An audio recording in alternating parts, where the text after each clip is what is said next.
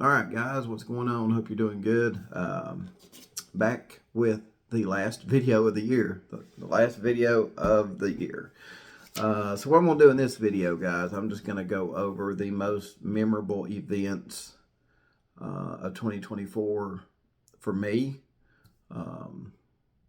And if you want to, if I've left something out that is probably a really good memorable event that you know of, leave it in the comments below after the video, and I'll go check them out, guys. I'll go check them out because I'm not going to hit all of them. This, like I said, this is just the most memorable events in 2024 in true crime for me. So, and like I said, this ain't going to cover everything, just, you know, the most memorable for me.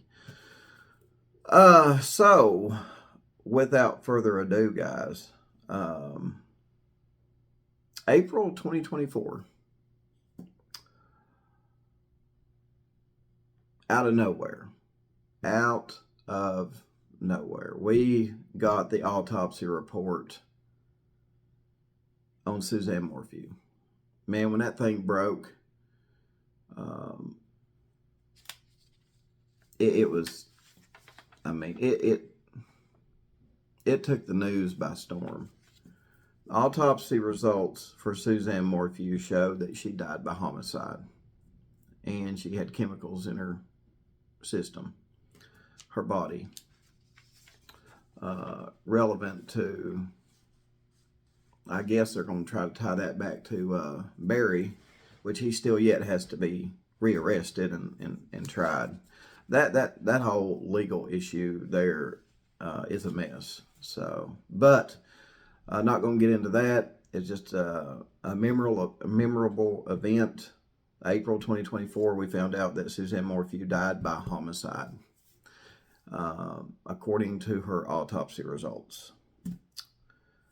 So that you know was like, I think we kind of seen that coming, but I don't think we really expected them to find what they did in her body.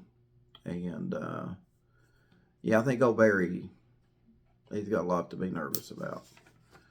So another April event in 2024, which nobody really cared about, from what I've seen anyway in the news, the death of OJ Simpson. OJ Simpson died, and it just seemed like nobody really cared, you know. It's just like nobody even wanted to acknowledge the fact that he died. That's how bad people thought of OJ, you know what I mean? And it's sad. It is very sad that the guy went from where he was at in the early stages of his life to, you know, what happened to Nicole. And after that, you know, he just, the man just went like on a downhill spiral. I mean,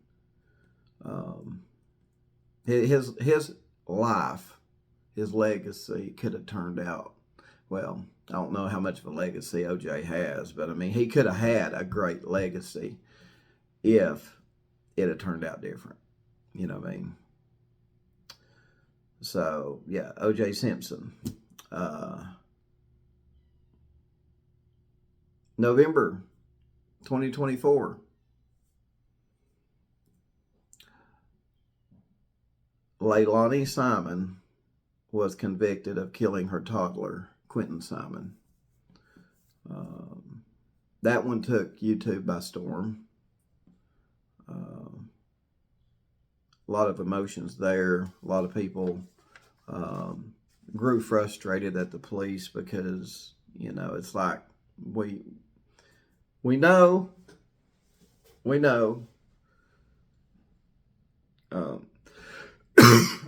or, you know, we pretty much knew. And it just seemed like it took forever for police to arrest her. And, but they just wanted to make sure they had a good case against her. And, yeah, November 2024, Leilani Simon was convicted of killing her toddler, Quentin Simon. Life in prison. That's where she's going to spend the rest of her life. And watching all that unfold was interesting, to say the least. It gives you an insight into the mindset of some of these, parents that kill their children. It was pretty sad to watch up until, the moment that Leilani actually got arrested. It was pretty bad watching her on those news interviews and all that other stuff. It was pretty bad. There was an interview that I'll never forget, where her and Billy Joe, her mom, they done an interview with the news, and her mom just looked at her like the girl was like, she was just literally sick to death of Leilani. But it's her daughter. You could say she kind of stood by her, probably still does to this day. It's her daughter, but just a very sad situation involving drugs and a whole bunch of, other stuff. But yeah, that was a memorable moment for me when Leilani got convicted of killing her toddler, Quentin Simon. Sometime, on to the next one, guys. Sometime in 2024, don't know when, but apparently sometime in 2024, in the Summer Wells case, we found out that Don and Candace finally lost custody of their kids. And of course, the Summer Wells investigation remains active and ongoing. I can tell you that law enforcement is still receiving information.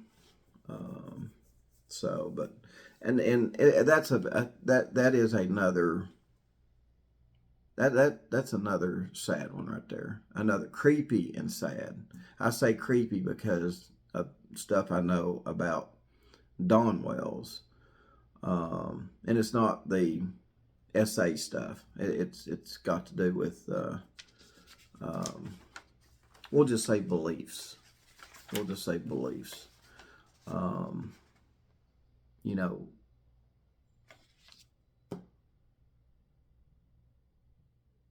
Did Summer go out because of a similarity in the Chad Daybell and Lori Vallow case? I'll just put that out there, But yeah, in sometime in 2024, because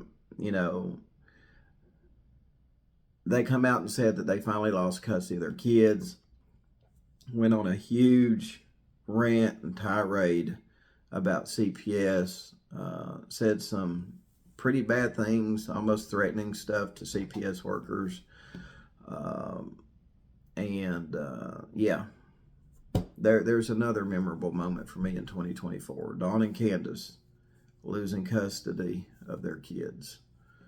And hopefully the boys are thriving, doing great, and hopefully from here on their life, their lives, flourishes. They flourish and bloom and go on to do great things, do good things, great things, have a nice life, you know what I mean? Just have a nice life. And of course, the one that we're still covering right now, February 2024, Sebastian Rogers went missing. February 2024, Sebastian Rogers goes missing from the safety of his own home, with allegedly nobody there except for his mother. Police have still not cleared anyone in the case. That means the mother and the stepfather. um, or extended family like the Bowersox. A lot of people are suspicious of the Bowersox too. So, but yeah, 2024, Sebastian Rogers went missing, and that one's still taking YouTube by storm. The Sebastian Rogers case. So we'll see where and how that works out. We'll see where it goes and how it works out. And last memorable moment in 2024 for me was June of 2024 when a jury sentenced Chad Daybell. We talked about this a little bit a second ago in Summer Wells stuff. June 2024, a jury sentenced Chad Daybell to death for the murders of his first wife and Lori Vallow's 2 kids.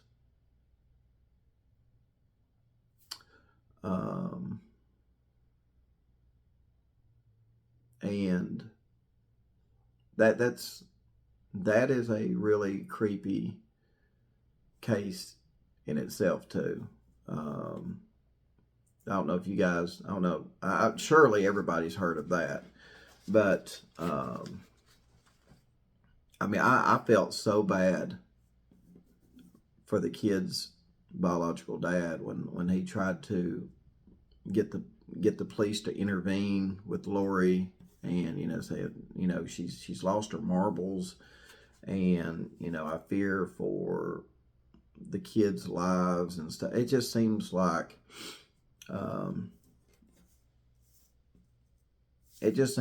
from the get-go the ball got dropped, and I think it felt like, now I don't know if this is really what happened, but it felt like to me that the police kind of just brushed it off as like everybody was just overreacting. And even Lori Vallow's best friend said that she thought she might have been overreacting to a lot of stuff that was going on. Everybody just seemed like they were. The kid's biological dad, he knew he wasn't overreacting, but it just seemed like everybody else was like, oh, everybody's just overreacting. Lori ain't gonna do nothing. She's just talking out of her mind, yada yada. And yeah, I guess they didn't see this coming, did they? They didn't see this coming at all. But yeah, old Chad Daybell got sentenced in June 2024 to he got sentenced to the death penalty. He got the death penalty for the murders of his first wife and Lori Vallow's 2 kids. Monster, guys. Monster.